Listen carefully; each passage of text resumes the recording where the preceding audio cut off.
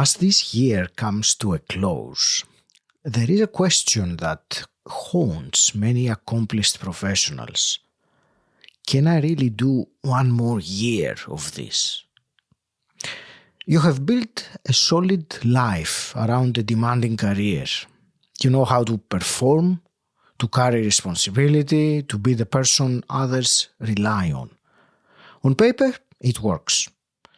But when you are honest with yourself, another sentence keeps coming back. This is okay, but it's not longer who I really am. You can feel you have outgrown the version of you who built this career, yet the idea of actually changing it feels frightening. Welcome to Personal Development Mastery Podcast.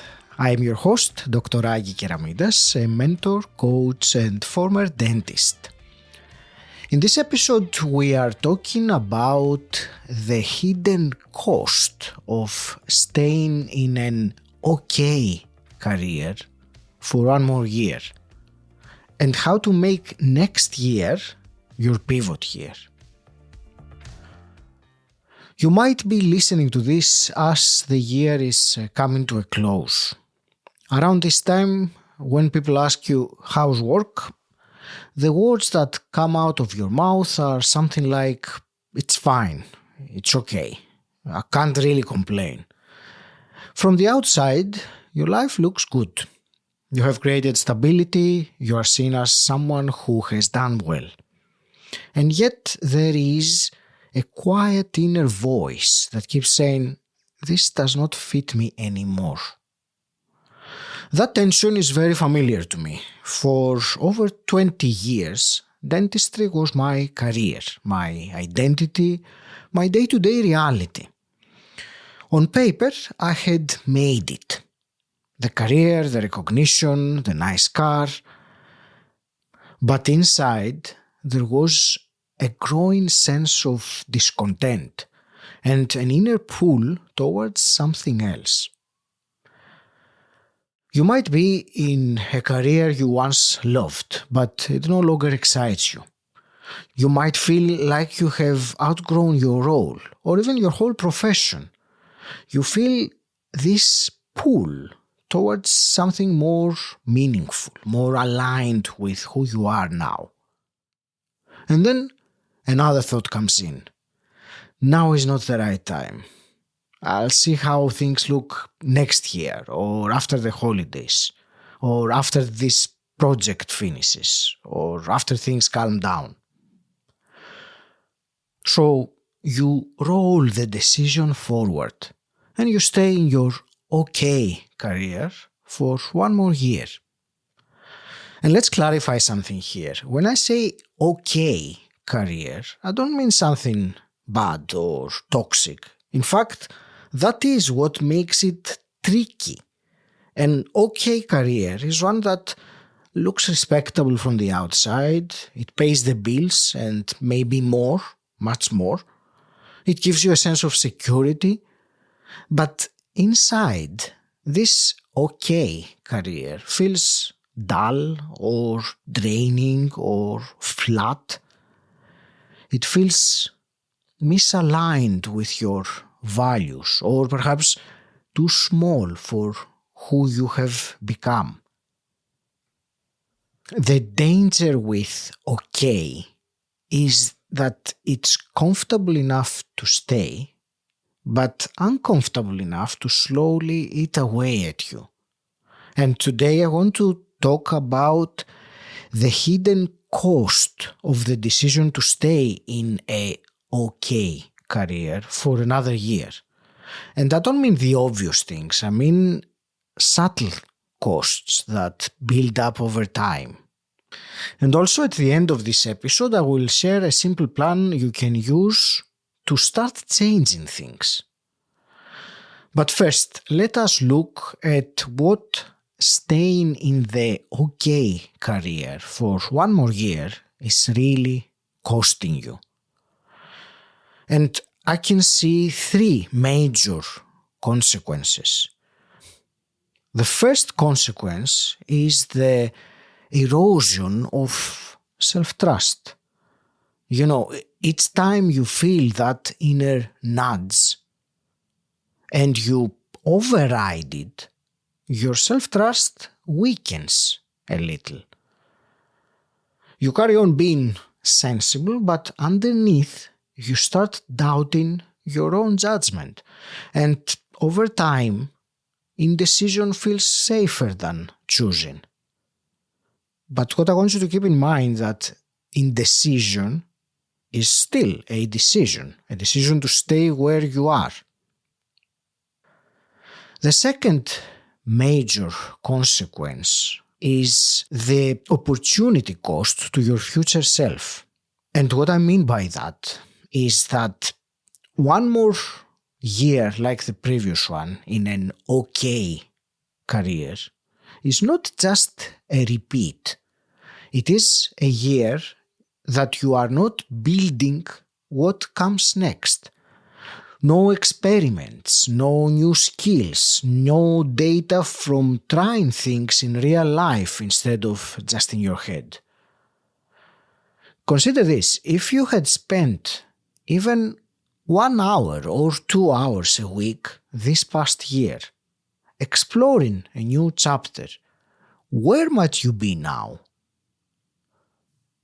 That gap is the quiet cost of delay. The third major consequence of remaining where you are is the spillover that this has into the rest of your life. Work does not stay at work.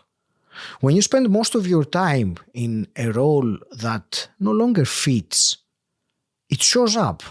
It shows up at home as less presence, less patience, more numbing behaviors.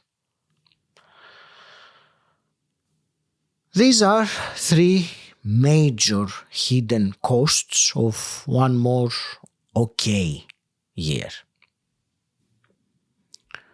And now let's talk about a simple plan to make this your pivot year.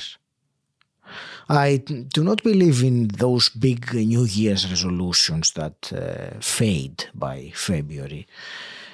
What actually works is a clear decision and small, consistent steps. And I will share and invite you to take those 3 steps. Step 1 is to decide this is going to be your pivot year. Rather than vaguely hoping things will change at some point, choose it consciously.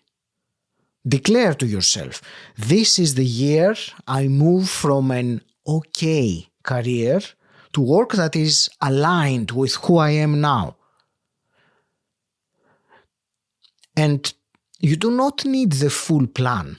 You just need that decision, not to sleepwalk through another year.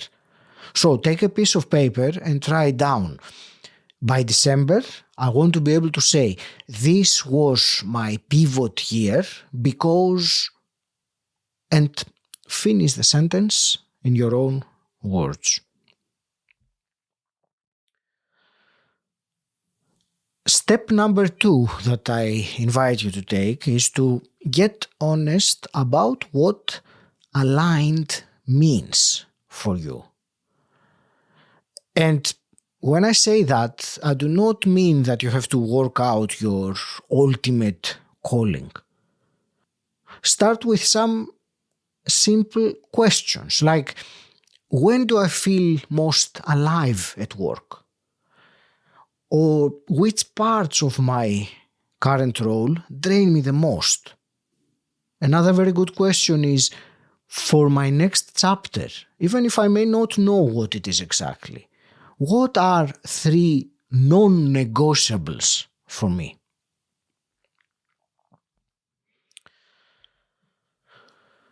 And the step number 3 that I will invite you to take is to choose one real experiment for the first 3 months of the year. A pivot does not begin with a dramatic leap. It can begin as simply as with an experiment. So ask yourself, what is one simple, real-world experiment that I can run in the next 3 months that can move me towards aligned work?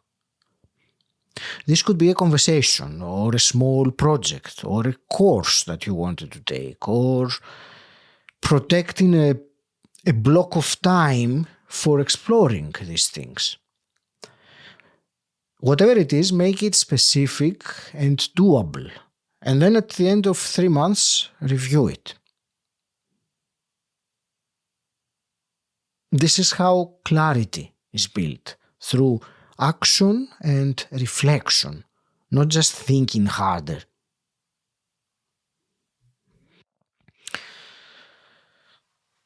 Let me recap what we've discussed about so far.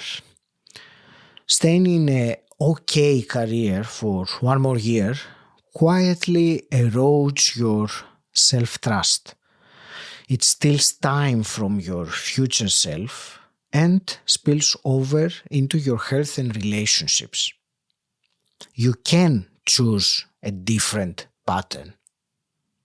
You can decide that 2026 is your pivot year. You can clarify what aligned work means for you now and design one concrete experiment for the first 3 months that moves you in that direction. If you recognize yourself in what I have described today and you do not want to spend another year circling the same questions, this is the work I do one-to-one with a small number of listeners. Together we get clear on what you actually want after this chapter. We design a grounded plan that fits your reality, and we focus on helping you take confident steps forward instead of staying stuck in your head. Over the holiday period now, I'm also resting and reflecting, and so I'm opening new one-to-one spots from January. If you would like to explore whether we are a good fit to work together, you can book a free clarity call with me at personaldevelopmentmasterypodcast.com/mentor. The link is in the show notes. If you are listening to this episode later in the year, that same link will show you my current availability. Thank you for listening and for allowing my voice to be part of your journey of transition. Until next time, stand out and do not settle for a life that feels less than what you know is possible for you.